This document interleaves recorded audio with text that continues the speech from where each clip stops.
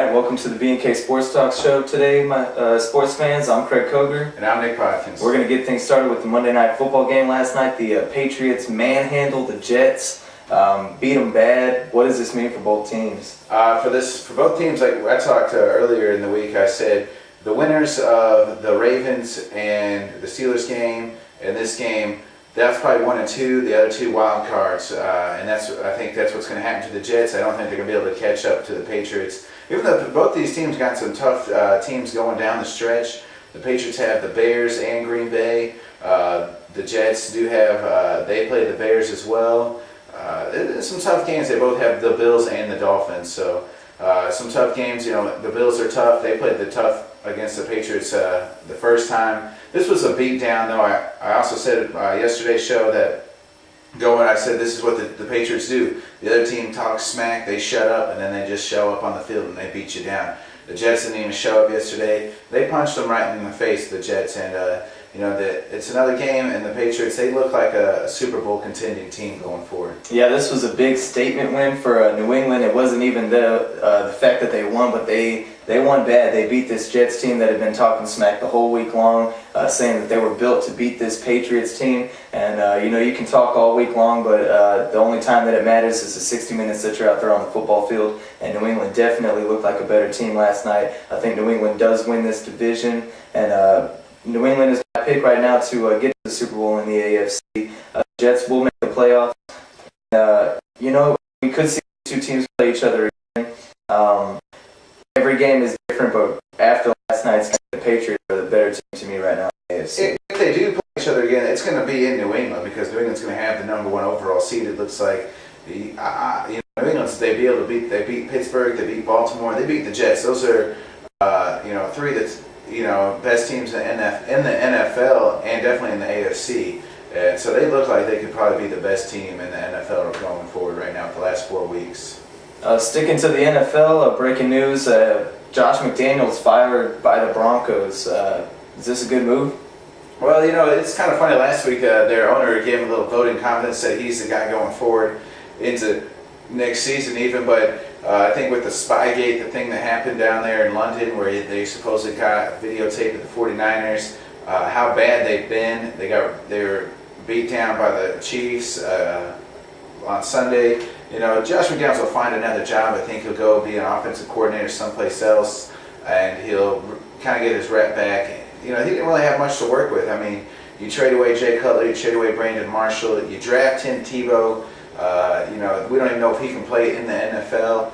It's some good questions. This team is not very good. They weren't very, he did make Kyle Orton to a Pro Bowl quarterback. He's put up some big numbers, but they hired Eric Studesville as their new guy, as their running back coach, is now their interim.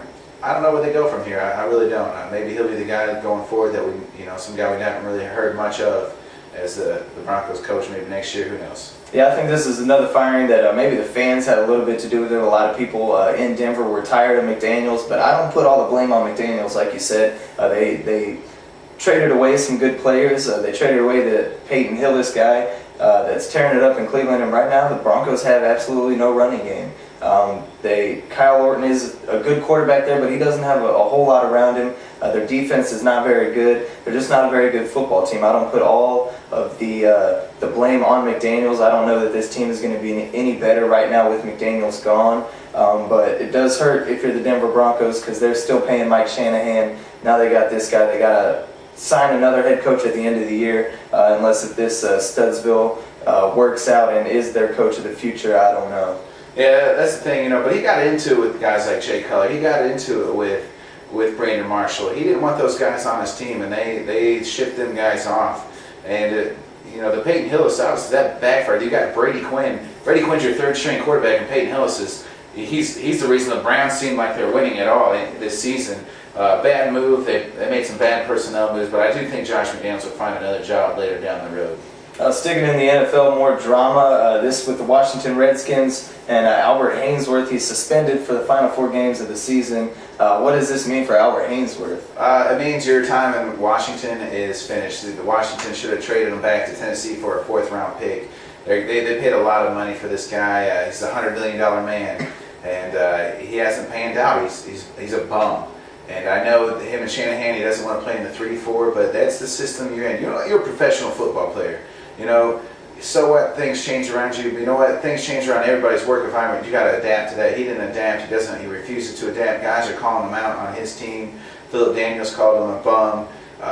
You know, he's a bum. You know, he's a $100 million man. He's a fat $100 million man sitting at home right now. And he's not going to see the last 4 weeks or get paid. And they got to get rid of him this offseason. They should have got rid of him last offseason. Yeah, I agree with you. The Washington Redskins definitely need to start exploring their options, trying to get this guy out. He's been nothing but a headache since he got there. He complains about the 3-4 defense. And, you know, with the amount of money that you're putting into this guy, he should be able to play more than just one style of defense. If I got a running back, the running back's not going to tell me that the offense is only going to run I formation because that's the only formation he likes to run out of. This guy's a professional athlete. He got signed to a $100 million contract, and he's definitely not amounted up to even half the money that they're paying this guy. You know what? They could have paid me less money, and I could have done what Albert Haynesworth did this season. Sat up for off-season workouts, sat at home for you know,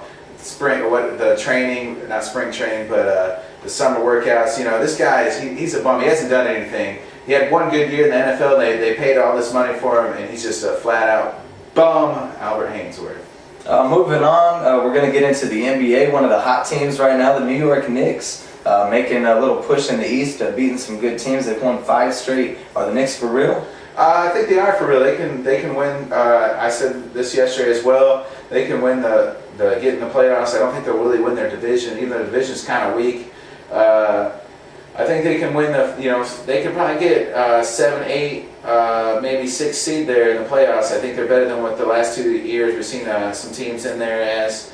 They could even maybe contend with the Hawks as a 5 seed.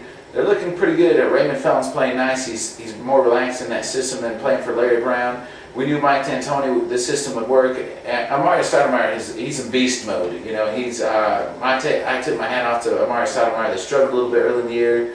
But you know what? They gave him this money. He's manned up, and he's playing well. Unlike Albert Haynesworth, he's playing for like he deserves that money.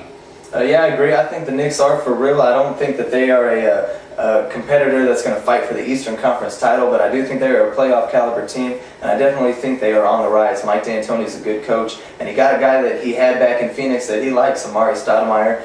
They like each other. Amari Stoudemire likes playing in D'Antoni's system. They've got some young guys, and they've got some money to possibly make a move this year or do a signing in the offseason. The Knicks will be a powerhouse in the East in the next 2 years. I don't know that they're going to compete for an Eastern Conference title this year, but they are for real. I do like what the Knicks are doing in New York. If they can get another trade, maybe for Carmelo Anthony or somebody else like that, another piece, they will definitely be able to contend. I don't know if they're going to be the Eastern Conference champions. I think there's 2 or 3 more teams better than them. But they're improving, and you know, the buzz is back in New York and in Madison Square Garden. It's always good to see that franchise do well.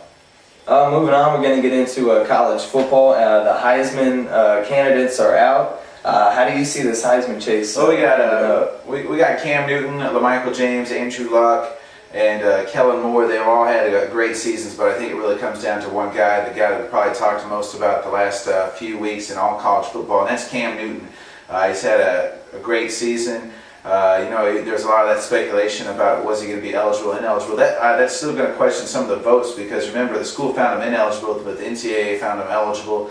But I think in the long run, Cam Newton's your Heisman Trophy winner. You know what? I agree with you. I think Cam Newton, he's going to lose some votes because of everything that's happened over the season. But I think when it comes down to it, when you look at all the numbers and you look at everybody's performances and who they've played against, I think Cam Newton is the Heisman winner. He's been doing it all year long. He's been playing against some good defenses down in that SEC. And Auburn has looked like the best team. They're ranked number 1. They have been the best team throughout the season. This Auburn-Oregon game is going to be a good one. Here's a quick question. If Bronson makes that field goal for Boise State, is Kellen Moore maybe the Heisman winner? I mean, they go undefeated.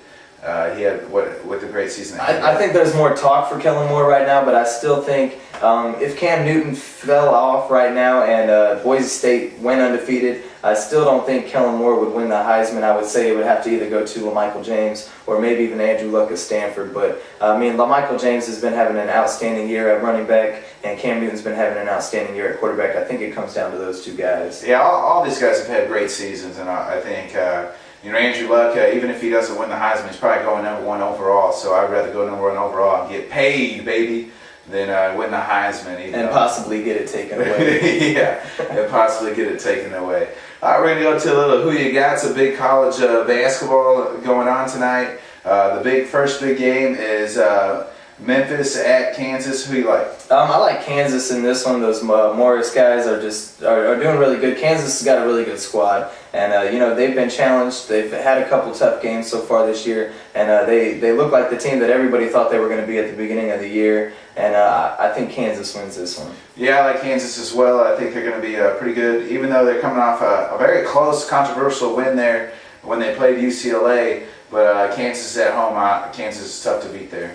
Moving on, the second game of the night, Michigan State taking on undefeated Syracuse. Number 7 against number 8. How you see this one turning out? Man, this is a tough game. I like both of these schools. Both are very young. I'm going to go with Michigan State. They played a lot of tougher games. You look who they lost to UConn, but they're right up there in the rankings.